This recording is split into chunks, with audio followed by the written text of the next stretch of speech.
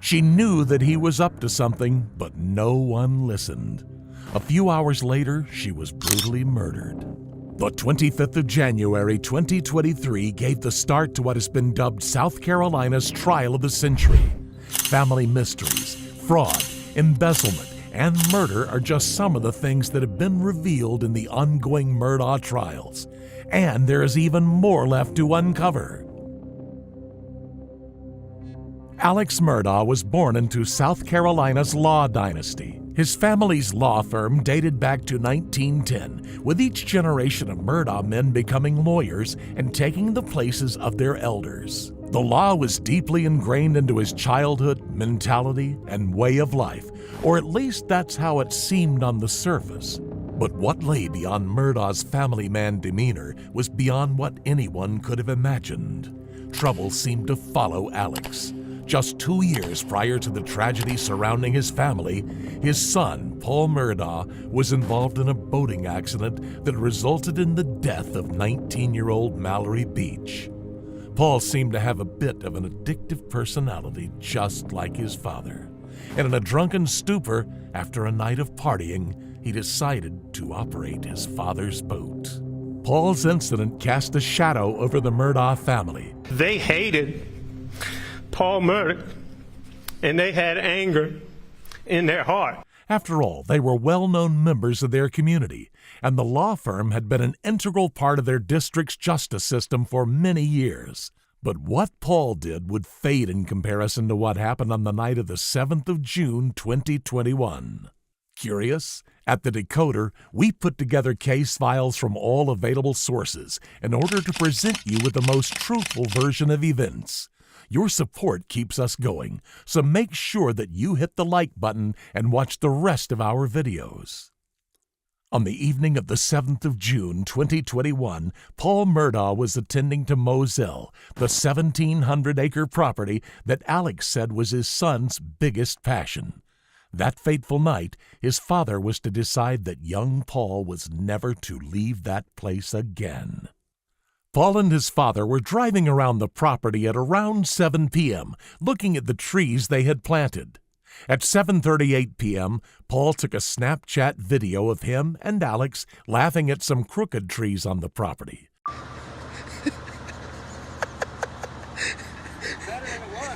A seemingly innocent gesture, which he thought would make a fun memory of time spent with his father. Later, however, it would end up being used as evidence, placing Murdaugh at the scene of a horrendous crime. They arrived back at the main house at around 8 p.m., where they had dinner with an uneasy Maggie Murdaugh.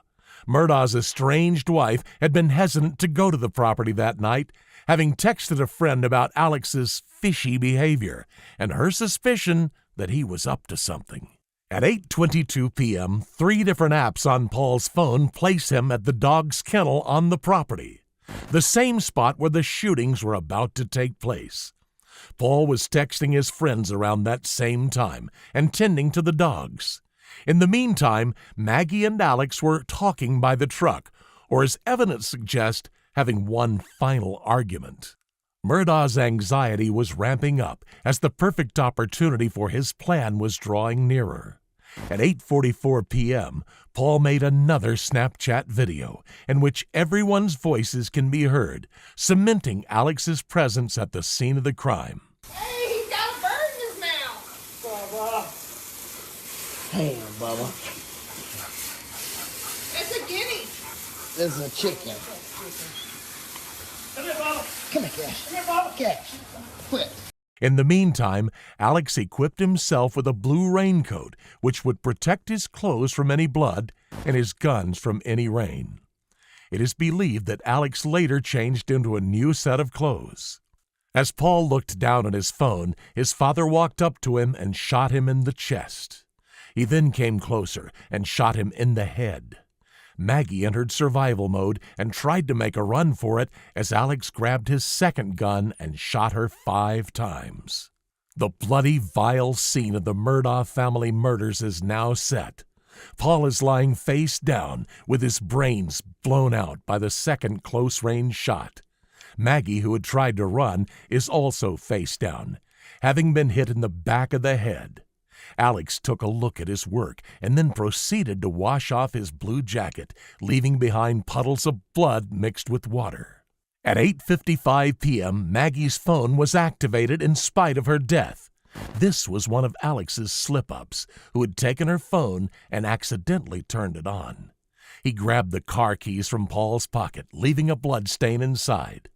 By 8:58 p.m., Alex had arrived back at the main house. By 9:02 p.m., Alex had walked 283 steps, pacing anxiously back and forth as he tried to calm himself down. He made a call and texted his wife's phone, two actions which would later make up part of his alibi. He then dropped Maggie's phone on the side of the road as he drove away from the family property. Alex then drove to his mother's home, where he stayed for 20 minutes. He told his mother's carer, however, to say he spent 40 minutes there instead, since if that were true, it would have been impossible to place Murdaugh at the crime scene. Murdaugh got back to Moselle at around 10 p.m., and at 10:07, he made the 911 call announcing Paul and Maggie's deaths. 911, where's your emergency? This is Alex Murdaugh at 4147 Moselle Road. I need the police to answer immediately. My wife and child just shot badly. Authorities arrived at the crime scene at 10:26 p.m. Following the authorities' assessment of the crime scene, Alex was asked for an interview by one of the officers. The following analysis looks into Murdaugh's body language and behavior during this interview. Watch out for what he is saying, and even more importantly, watch for the things he chooses not to say. And a good phone number for you. 803-942-1227. Right off the bat, we can notice Murdaugh's sniffling getting increasingly louder as the officer starts asking questions. He wants his emotional response to be noticed, from his voice occasionally cracking to his sniffling and constant blinking. He wants to show that he has been crying. And sir, what was your name? Yeah, Danny Henderson. Okay.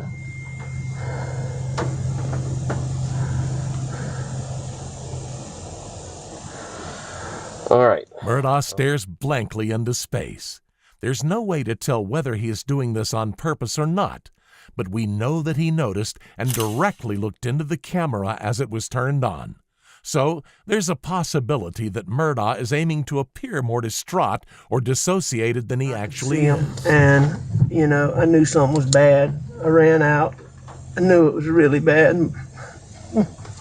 My boy over there, I could see. As the officer apologizes for having to interview Murdaugh right after the discovery of his deceased family, Murdaugh enthusiastically says, "Don't worry," and proceeds to tell his point of view. Murdaugh launches into his story, taking care to heighten the tremor and effect in his voice in the process, all without actually shedding a single tear.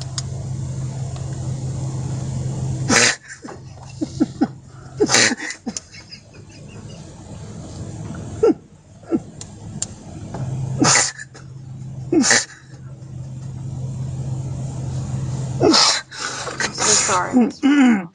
And I could see his brain on his...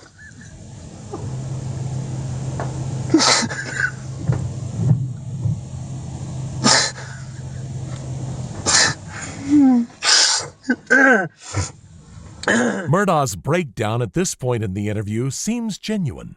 He is speaking about his son, who is believed to have been more of a collateral victim in Murdaugh's crime, his estranged wife being the main target. However, Murdaugh's return to a composed state is uncanny for someone who has just found their murdered son and wife, as is his ability to offer details. Then I went to my wife, and I could see.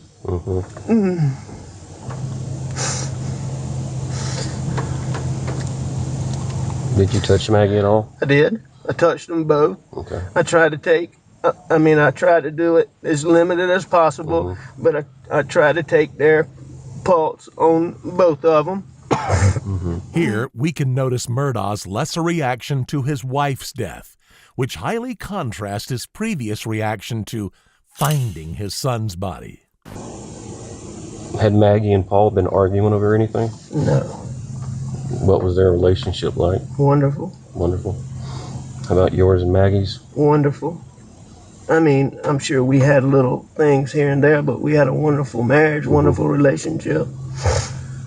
Further to his previous reaction, we can notice Murdaugh hesitate right after he says that his relationship with Maggie, his estranged wife, was wonderful. He then admitted that they had had their issues, but even that is an understatement of the things that have been going wrong in their marriage. In hindsight, it is clear that Murdaugh was playing up his relationship with Maggie, who we know was hesitant to see him in order to ramp up his performance. In reality, Maggie had been living separately from Alex and had been reluctant to come see him on the property that night. And yours and Paul's relationship? As good as it could be. How old was Paul? 22. Okay. As the now hesitant officer keeps nodding his head at Murdaugh's claims regarding his relationship with his wife, we see Alex look at the officer from under a furrowed brow. The officer does not make eye contact, but Murdaugh continues looking. This suggests that Murdaugh wants to assure the officer that he is telling the truth by initiating eye contact. Moreover, as the officer moves on with his questions, we can see Murdaugh still staring at him, expressionlessly assessing him, making us wonder, did Murdaugh know he was being treated as a suspect? It is likely that he did not, or not at this point in the investigation.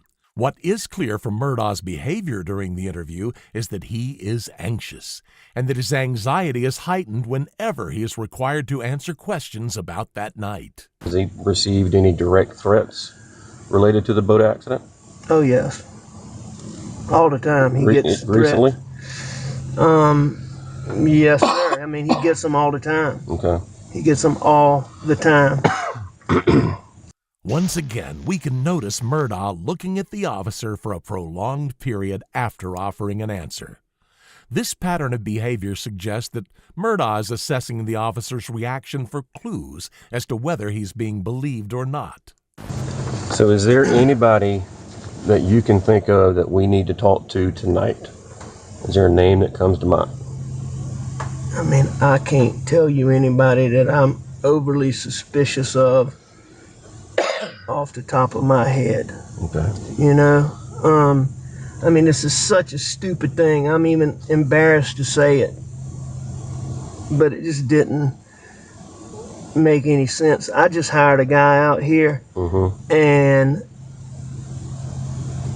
he wasn't cutting the mustard, but I hadn't told him this yet. Murdaugh is once again constantly looking at the officer to gauge his reaction as he proceeds to list the people he is suspicious of, right after saying there's no one he's overly suspicious of. As he continues cushioning his following list with remarks of how stupid his suggestions are, we can notice the officer just nodding along, probably knowing that Murdaugh had prepared this list before he was asked. He killed the sunflower seeds in our dove field just recently, which is why Paul was here doing this. He told Paul a story the other day about how when he was in high school, he got in a fight with some black guys. And the FBI undercover team observed him fighting those guys and put him on an undercover team with 3 Navy SEALs. And that their job was to kill radical Black Panthers. And they did that from Myrtle Beach to Savannah. Now, I really don't think this guy, you know, is probably the person, but that's just so freaking...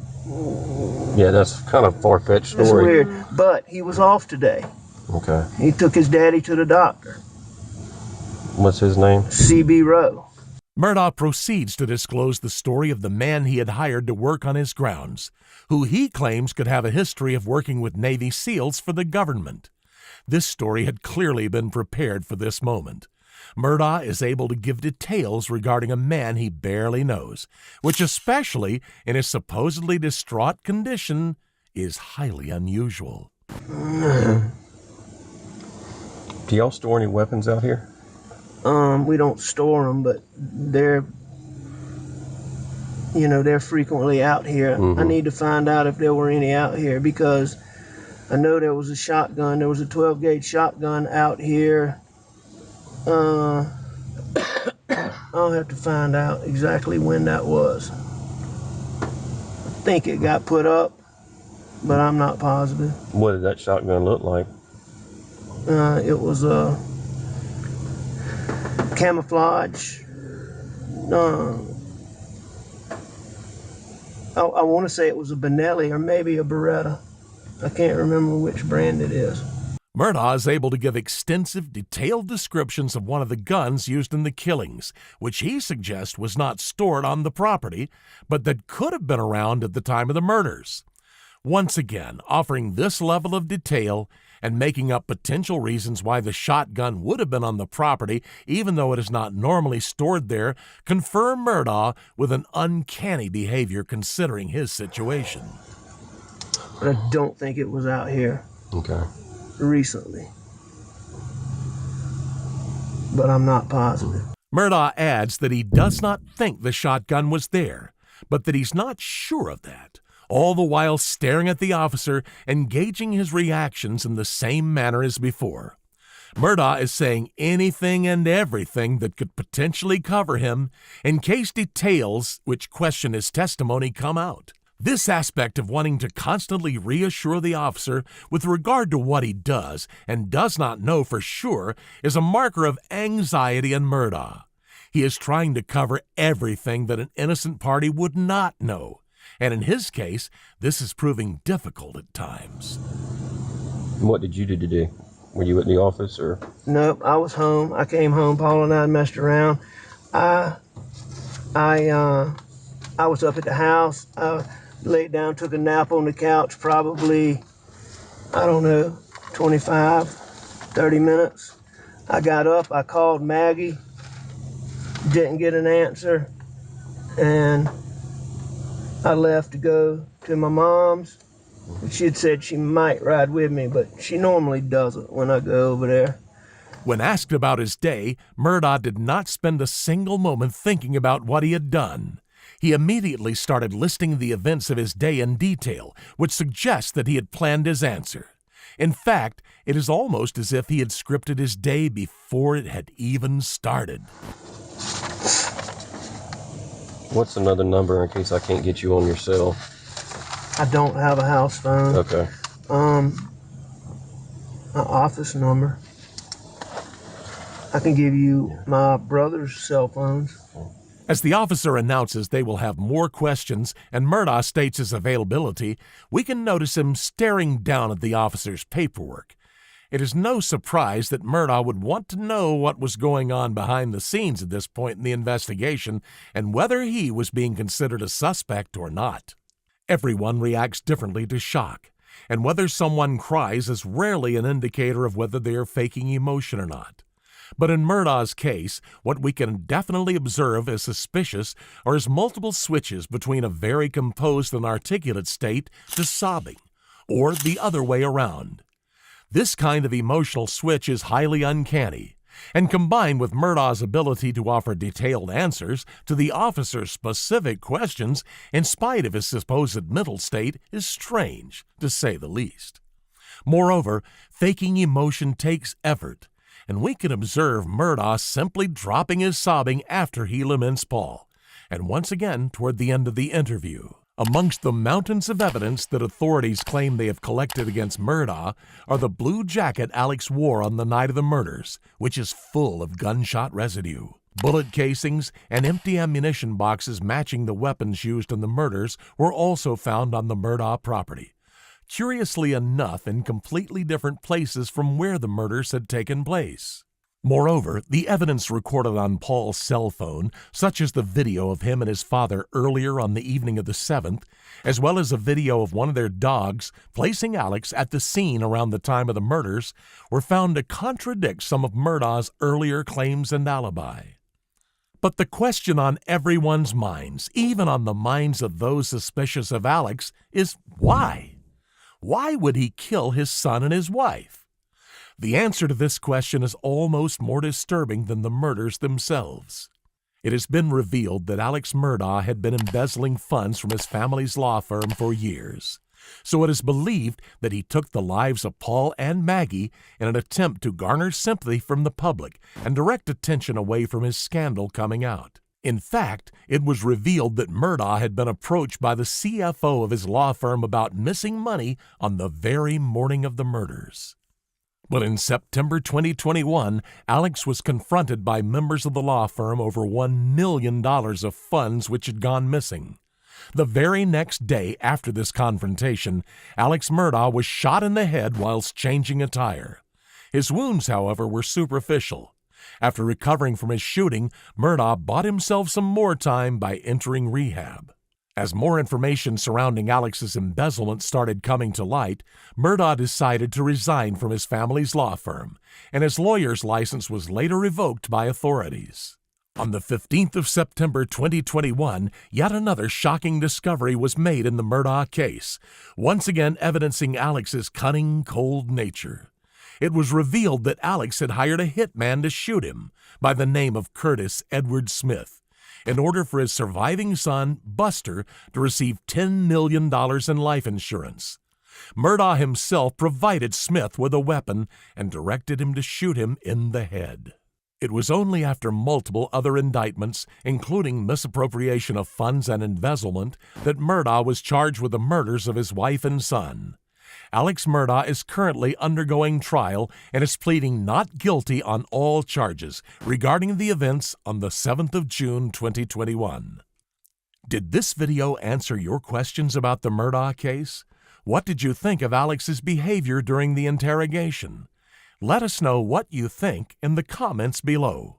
Your support keeps us going, so make sure you show our other videos some love if you enjoyed this one.